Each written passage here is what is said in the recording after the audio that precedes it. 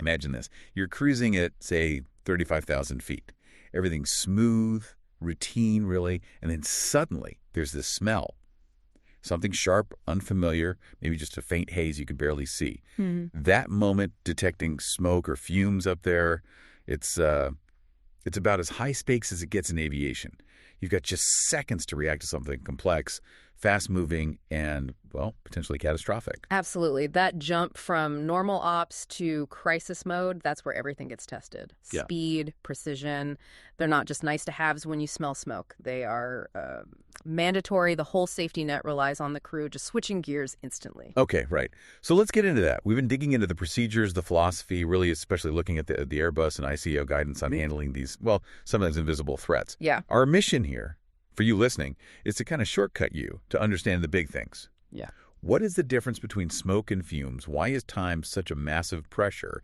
And maybe the most fascinating part, how much does just human perception, like smell, actually play a role?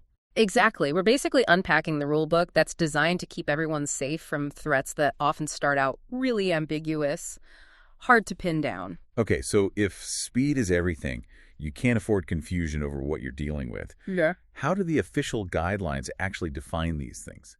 Smoke versus fumes. Well, yeah, you got to start with clear terms so everyone's on the same page. The ICAO definitions are key here. Smoke, that's the easy one, relatively speaking. It's the visible stuff, right? The product of something burning. You see the particles in the air. Okay, visible particles. Got it. But what about when the danger isn't something you can see? When it's a gas? Right, that's where fumes come in.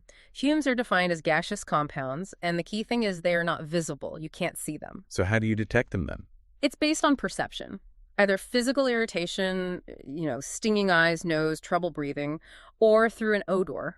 An odor is just a particular smell, often unpleasant, obviously. And importantly, the guidance usually clarifies that when they talk about fumes in the procedures, they mean specifically a fume associated with an odor. So you're dealing with something you feel or smell, even if the air looks totally clear. That's a crucial difference. It really is, and that underlines the complexity right at the start. The crew usually has no idea what the source is, what it's made of, how bad it really is. Is it a hidden fire starting? Or maybe just a minor ventilation glitch. Hard to know initially. Exactly. It's dynamic, and the procedures have to assume the worst and force a rapid response. That inherent uncertainty just demands immediate action. And that uncertainty, that complexity, it feeds directly into the urgency, doesn't it? The time pressure seems intense. What are we actually talking about in terms of minutes? The time factor is genuinely sobering. Research, like the kind cited in FAA documents, suggests that an unchecked fire, when you can get to, can become totally uncontrollable in about 8 to 10 minutes. 8 minutes, wow. And if it's a hidden fire, something smoldering behind a panel, the crew might have less than 15 to 20 minutes in total. Total time to get the plane on the ground safely. 15 minutes to figure it out, manage the cabin, and land a huge aircraft. That seems almost impossible. So that clock, it must just dictate everything they do. Like, is the first priority finding the problem or just landing? It dictates the whole approach. The safety philosophy is built around one single procedure entry point. The Smoke Fumes Avionics Smoke Checklist. It covers all bases: actual fire, visible smoke, or just that weird smell. One procedure to start them all. And what's the first mindset the procedure drills into the flight crew? It forces them to anticipate a diversion right away, the second they detect anything unusual. Anticipate diversion first. Yes. It sets up this absolute safety-first approach. They're not immediately trying to be heroes and fix it. They're preparing for the possibility of needing to land now. Okay, and preparing to land means talking to ATC, but critically, talking to the cabin crew too, right? How vital is that link in a, potential 15-minute crisis? Oh, it's absolutely paramount. Because things can escalate so fast that constant two-way communication between the flight deck and the cabin is stressed right from the very beginning. It's baked into the procedures. So the cockpit needs eyes and ears back there. Definitely. They need the cabin crew's assessment. Where is it? How strong is it? And the cabin crew needs to know immediately what the pilots are planning. Are we diverting? When? And that clear communication is so vital because finding the source, well, that's the third big challenge here. Whether they can actually stop the diversion often comes down to identifying exactly what's going wrong.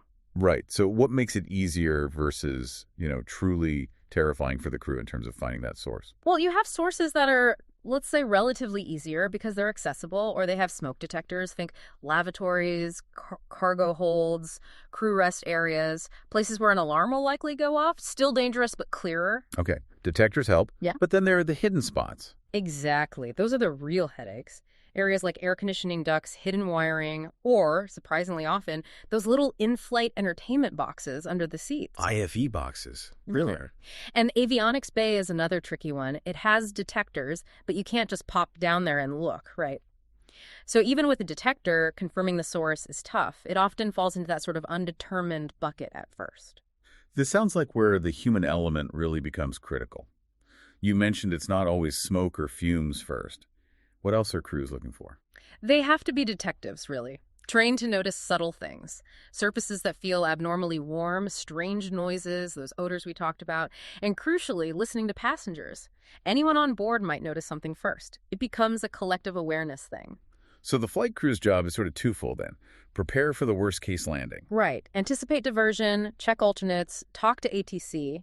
But at the same time, they do immediate actions, simple things, reversible things, mainly to protect themselves, like putting on oxygen masks and to stop smoke or fumes recirculating through the plane. Okay. And when can they actually say, okay, false alarm, or we've got this, and not divert? The bar is incredibly high. Diversion can only be avoided if the source is obvious, accessible, A&D confirmed, isolated. And that confirmation has to come from both the flight crew and the cabin crew. Both need to agree it's found and fixed. Absolutely. Any doubt at all. They divert. If they do go into troubleshooting, the checklists are based on probability. Air conditioning is usually suspect number one, then maybe cabin equipment like ovens, then electrical systems, avionics, or just undetermined. And meanwhile, the cabin crew are the front line, right?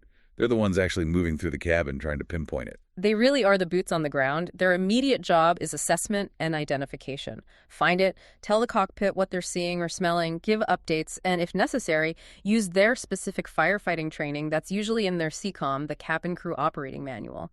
They need to be trained to tell the difference, if possible, between, say, a ventilation smell and maybe an oil leak or an electrical smell. Which brings us to what I think is just the most fascinating part of this whole thing. How subjective smell is. In an industry that lives on precise data, the first alert often comes down to someone's individual nose. It's inherently subjective, yeah. How we recognize an odor depends on our past experiences, how our brain processes it, even our health, age, psychology plays a part. What smells like burning plastic to me might be something else entirely to you. And the plane itself interferes. The sources we read mention that the actual cabin environment, low humidity, the temperature messes with your ability to smell accurately. Drier air makes it harder. Significantly harder, yes. Yeah. The lack of humidity reduces odor perception accuracy. And that's where it gets, well, really interesting, like you said. It explains why crews sometimes struggle with what should be a distinct smell. Oh, so? Well, we saw that example where an oil fume, and maybe from a small leak somewhere in the system, might actually be described by someone on board as smelling moldy or even dirty socks. Dirty socks, seriously. Oh, yeah. You smell dirty socks, and it could mean a serious oil or electrical issue. Wow. Depending on the conditions and the individual, yeah. And if it's not recognized quickly, you can actually lose the perception of the odor over time, too. Olfactory fatigue. Okay, so if it's that subjective and unreliable, how on earth do airlines train for it? How do you standardize a sock smell? You fight subjectivity with really focused training and standardization. Airlines are pushed to develop very specific guidance. They often use actual physical odor samples in training. Like little vials of different smells. Exactly. So crews can practice identifying smells linked to known aircraft issues. And crucially, they have to establish common naming conventions. Everyone agrees on what to call a certain smell, even if it's weird. And they create an odor mapping system. Mapping. You mean linking the smell, what do they call it, dirty sock, moldy, to a likely location and a specific type of equipment failure. Precisely that. Linking that subjective description to, say, overhead panel near galley 2, and then to potential sources like IFE component or ventilation duct. And then to capture all this potentially vague info usefully, they rely on standardized reporting forms. Ah, so everyone fills out the same checklist, basically. Right. It ensures consistency. These forms, often based on ICAO guidance like Circular 344, capture the same data points every time. What was the smell like? How strong was it? Any visible signs like haze? Where exactly was it? What phase of flight? And importantly, any symptoms people felt. So that whole process takes a really fuzzy personal sensation and turns it into usable data for the crew and for maintenance later. That's the goal. It's that whole collaborative chain, turning a subjective alert into an objective and actionable response. Hashtag tag tag outro. It really is an incredible system when you think about it, blending these rigid, time-critical procedures with, well, with flexible human awareness. The big takeaway seems clear. Yeah. Managing these events effectively comes down to sticking religiously to that safety philosophy. Time is everything. Communicate instantly and always prepare for diversion first. Yeah, and it requires the entire organization working together. Flight crew handles the big picture safety strategy. Cabin crew provides that immediate, on-the-ground sensory data that either confirms the problem is isolated or confirms the need to land right now. Maintenance learns from the reports. It's a whole loop. So for anyone listening, especially if you travel a lot, it kind of highlights this amazing tension, doesn't it, between the super strict time-based rules and the messy human reality of just detecting something wrong through smell. The procedures tell the crew when they have to act, but it's the training, the communication standards that help them translate maybe a dirty sock smell into a life-or-death decision about an electrical fault. And it makes you wonder, doesn't it? Beyond aviation, think about other extreme closed environments, maybe deep sea subs or future long-haul spacecraft. How do they grapple with standardizing these subtle sensory inputs? A weird sound, a faint smell, when human senses might be the only early warning system you have before things go catastrophically wrong. That reliance on the trained, vigilant human observer, it still seems absolutely critical, even with all our technology.